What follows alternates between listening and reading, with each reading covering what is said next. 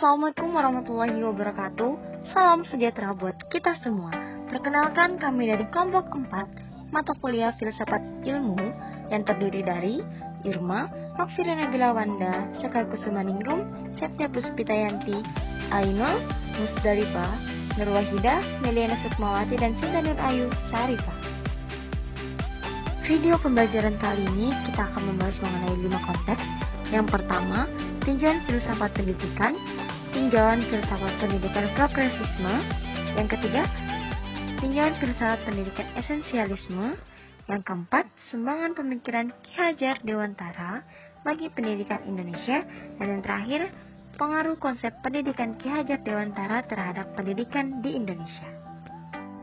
Mari kita bahas poin pertama. Konsepsi pendidikan Ki Hajar Dewantara dalam tinjauan filsafat pendidikan.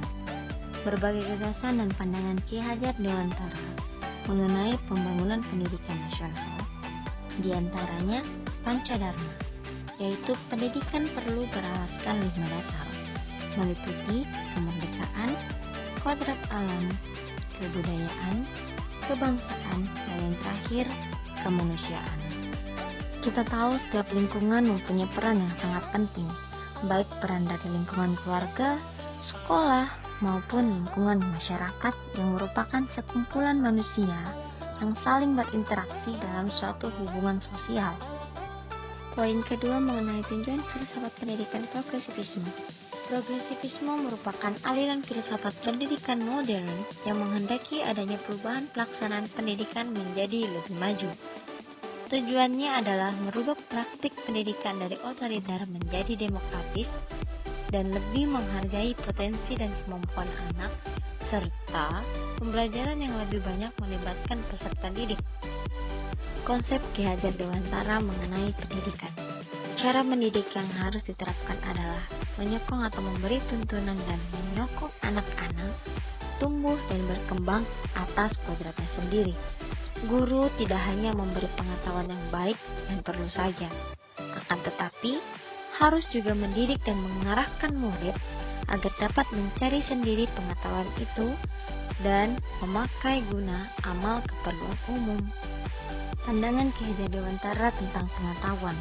Pengetahuan bagi Ki Hajar Dewantara yaitu bagaimana anak didik memperoleh pengetahuan mengenai konsep 3N atau Trino, yaitu nonton secara pasif dengan segenap panca indera, niteni, mencermati apa yang ditangkap panca indera, dan niroke meniru hal-hal positif untuk bekal menghadapi perkembangan anak. Dan pandangan Ki Hajar Dewantara tentang belajar yaitu nampak pada konsep mengenai tri pusat pendidikan, bahwa anak didik tidak semata-mata hanya belajar di sekolah, tetapi juga dalam keluarga dan masyarakatnya.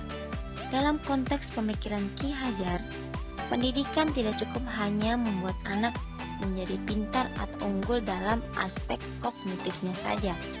Pendidikan harusnya mengembangkan seluruh potensi yang dimiliki anak seperti daya cipta, daya rasa, dan daya karsa. Poin ketiga mengenai tinjauan filsafat pendidikan esensialisme.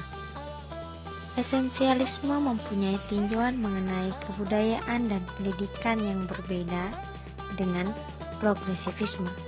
Jika progresivisme menganggap bahwa banyak hal itu mempunyai sifat yang serba fleksibel dan nilai-nilai itu berubah dan berkembang, maka esensialisme menganggap bahwa dasar pihak semacam ini kuranglah tepat.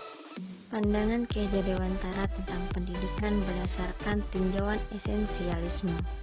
Menurut Ki Hajar Dewantara, pendidikan merupakan salah satu usaha pokok untuk memberikan nilai-nilai kebatinan yang ada dalam hidup rakyat yang berkebudayaan kepada tiap-tiap turunan baru, tidak hanya berupa pemeliharaan, akan tetapi juga dengan maksud memajukan serta memperkembangkan kebudayaan menuju ke arah keseluruhan hidup kemanusiaan.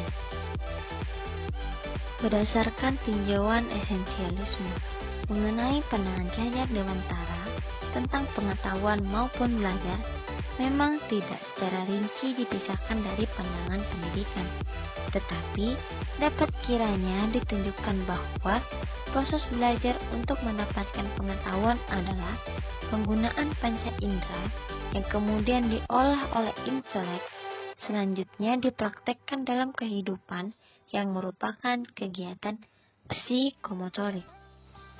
Poin keempat, sumbangan pemikiran Ki Hajar Dewantara bagi pendidikan Indonesia.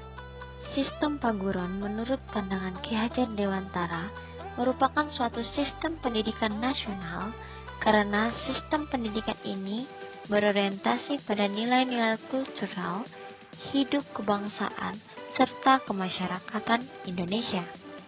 Gagasan Ki Hajar Dewantara menciptakan pendidikan berbentuk pondok asrama terwujud secara fisik melalui pembangunan SMA Taruna Nusantara di Magelang tahun 1990. Poin terakhir pada pembahasan video pembelajaran kali ini yaitu pengaruh konsep pendidikan Ki Hajar Dewantara terhadap pendidikan di Indonesia. Taman Siswa, sebuah tawaran sistem pendidikan Ki Hajar untuk Indonesia. Menurut persepsinya, tujuan pendidikan adalah memajukan bangsa secara keseluruhan tanpa membedakan agama, etnis, suku, adat, kebiasaan, status ekonomi, maupun status sosial, serta didasarkan kepada nilai-nilai kemerdekaan yang asasi. Pengembangan konsep pendidikan Ki Hajar Dewantara. Di abad ke-21 ini, pendidikan menjadi semakin penting untuk menjamin peserta didik memiliki keterampilan belajar dan berinovasi, keterampilan menggunakan teknologi dan media informasi, serta dapat bekerja dan bertahan dengan menggunakan keterampilan untuk hidup non-skill. Kesimpulan dari video pembelajaran kali ini ada 3 poin. Yang pertama, hakikat pendidikan menurut Ki Hajar Dewantara yaitu menuntun segala kekuatan kodrat yang ada pada anak-anak itu agar mereka sebagai manusia dan anggota masyarakat dapatlah mencapai keselamatan dan kebahagiaan yang setinggi-tingginya.